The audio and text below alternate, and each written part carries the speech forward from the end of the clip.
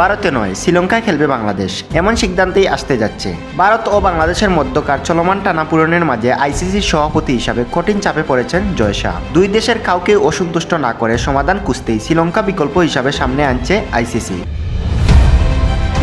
আগামীকালই ICC থেকে আসতে যাচ্ছে বড় সিদ্ধান্ত। নিজেদের চেয়ারের মর্যাদা রক্ষা করতে এবং পরিস্থিতি সামাল দিতে ভারত ও বাংলাদেশের সঙ্গে আলাদা করে আলোচনা করেছে আইসিসির সভাপতি জয় শাহ। সংশ্লিষ্ট সূত্রের দাবি, বাংলাদেশের নিরাপত্তা সংক্রান্ত দাবিকে গুরুত্ব দিয়ে আইসিসি শ্রীলঙ্কায় ম্যাচ আয়োজনের সিদ্ধান্ত নিয়েছে। পরিকল্পনা অনুযায়ী বাংলাদেশের 4টি গ্রুপ পর্ব ম্যাচের মধ্যে 3টি শ্রীলঙ্কায় এবং 1টি ভারতের মুম্বাইতে হতে পারে। আবার বিকল্প হিসাবে সবগুলো ম্যাচেই শ্রীলঙ্কায় আয়োজনের চিন্তাভাবনাও রয়েছে।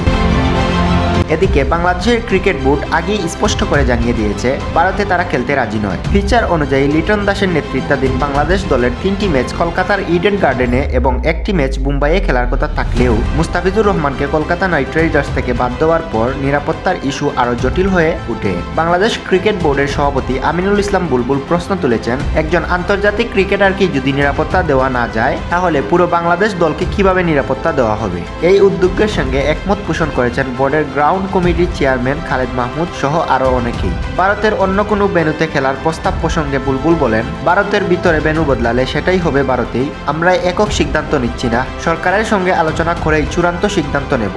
আমরা যেখানে দাঁড়িয়েছিলাম এখনো সেখানেই আছি।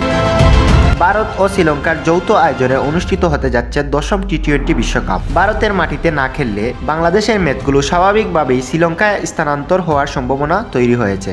এই বিষয়ে ইতিমধ্যে 2 দফা আইসিসিকে চিঠি দিয়েছে বিসিবি, তবে এখনো কোনো আনুষ্ঠানিক জবাব পায়নি বাংলাদেশ ক্রিকেট বোর্ড। সিলেটে সাংবাদিকের সঙ্গে আলাপকালে বুলবুল বলেন, আমরা প্রয়োজনীয় সব ডকুমেন্ট ও অ্যাটাচমেন্ট পাঠিয়েছি, এখন আইসিসি কি জানায় সেটা অপেক্ষায় আছি। এদিকে দেশের জনপ্রিয় ক্রিকেট বিশ্লেষক রিয়াসাত আজিম ও পরশ করিম জানিয়েছেন, বাংলাদেশের ম্যাচ শ্রীলঙ্কায় স্থানান্তরের বিষয়ে চূড়ান্ত সিদ্ধান্ত আগামীকালই জানাতে পারে আইসিসি কিংবা বিসিবি।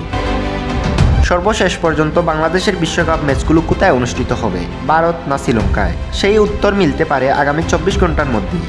আপডেট পেতে চোখ রাখুন আমাদের সাথে।